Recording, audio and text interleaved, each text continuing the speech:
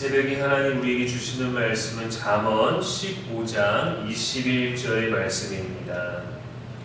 무지한 자는 미련한 것을 즐겨하여도 명철한 자는 그 길을 바르게 하느니라.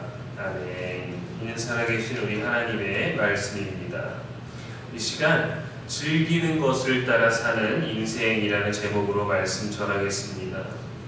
사람은 생각보다 의지로 사는 존재가 아니라 내가 즐기는 것을 따라 사는 존재입니다. 무엇을 좋아하느냐, 무엇을 반복하느냐, 그것이 결국 그 사람의 인생을 만들어갑니다. 그래서 성경은 말합니다. 무지한 자는 미련함을 즐기고 명철한 자는 자신의 길을 바르게 한다고 말이죠. 무지한 자는 어떤 사람인가? 성경이 말하는 무지한 자는 지식이 없는 사람만을 의미하지 않습니다. 하나님에 대해 알지 않으려는 사람, 진리를 거부하는 사람, 깨닫지 않으려는 마음을 가진 사람을 말합니다. 호세아는 이렇게 말했어요. 내 백성이 지식이 없으므로 망하는도다. 하나님의 마음 대변했죠.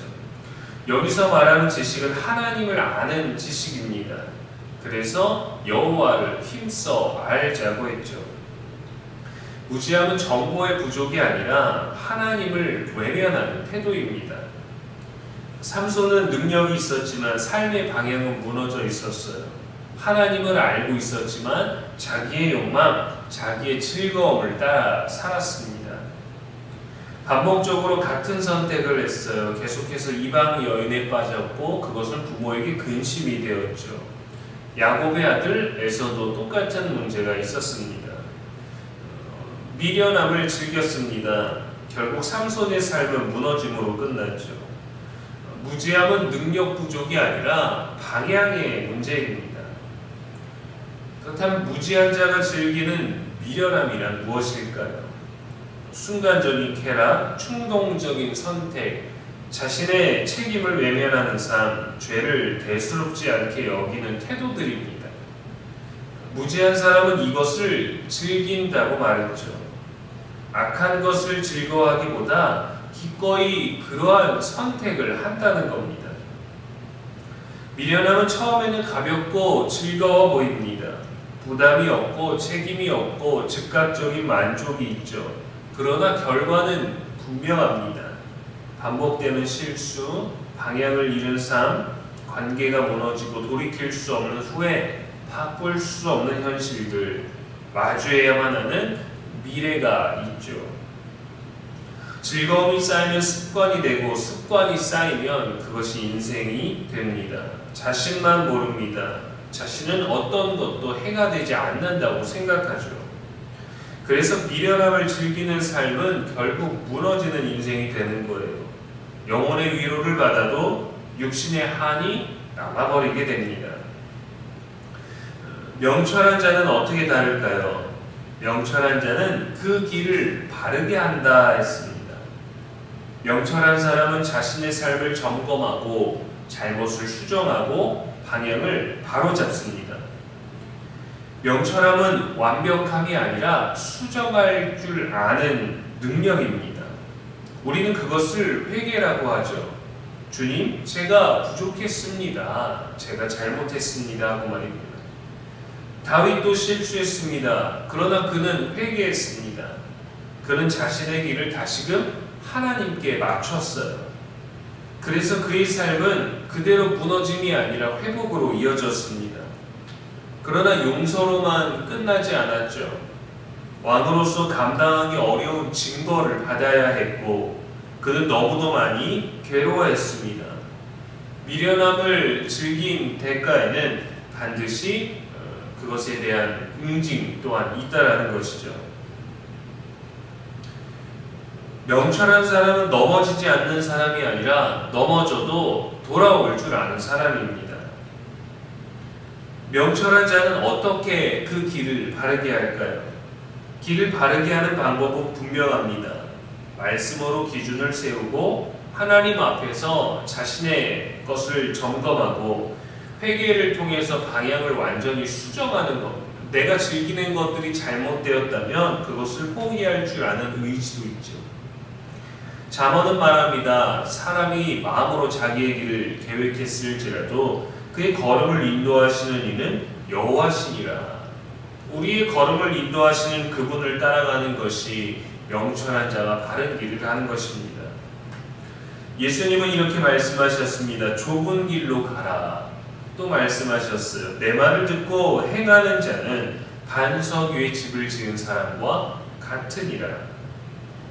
예수님의 가르침은 분명합니다. 듣고 끝내지 않고 자급받음으로 끝내지 않고 행함으로 바꾸라고 말이죠. 지혜는 말씀을 아는 것뿐만이 아니라 말씀대로 사는 것입니다. 우리가 즐기는 것은 무엇이 있을까요? 무엇이 반복되고 무엇이 습관이고 그 즐거움이 얼마나 많은 에너지와 시간을 할애하고 있을까요? 무엇이 우리에게 소소한 만족을 줍니까? 가벼운 것입니까? 아니면 하나님을 아는 것과 그분의 말씀을 지키는 것입니까? 우리가 반복하는 것이 우리의 인생이 됩니다.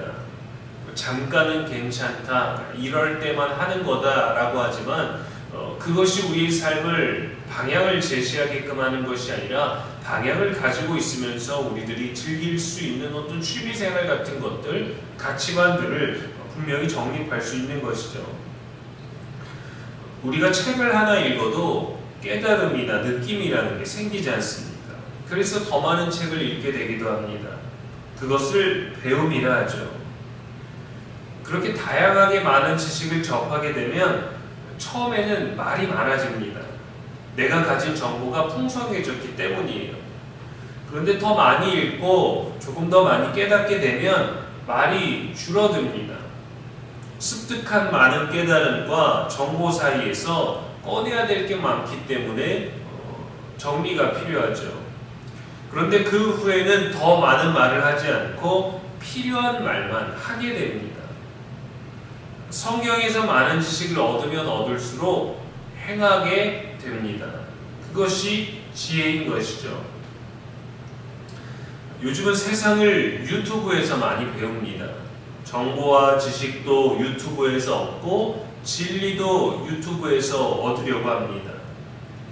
그래서 유튜브 영상을 많이 본 사람일수록 말이 많습니다.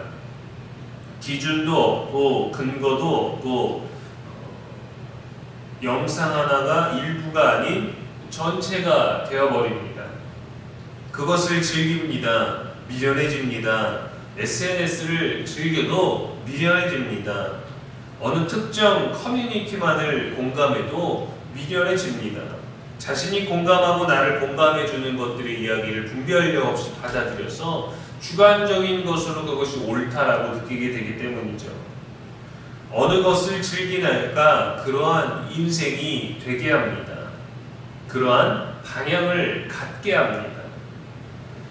무지한 사람은 미련함을 즐기고 그 길로 살아갑니다.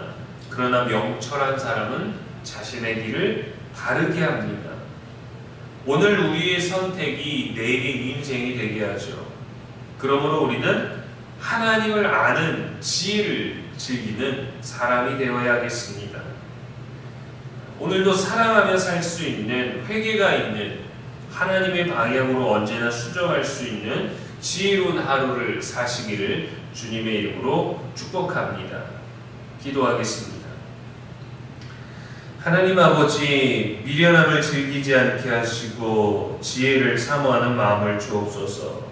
하나님을 알며 말씀을 깊이 묵상하며 그 말씀에서 우리가 행해야 할 것들을 바르게 행할 줄 아는 의지가 있게 하시고 그 길을 옳은 방향으로 삼게 하여 주옵소서. 우리의 길을 주께서 더 바르게 하시고 말씀 따라 행하며 살아가게 하여 주옵소서. 오늘도 우리의 영원한 소망이 되시는 예수님의 이름으로 기도합니다. 아멘.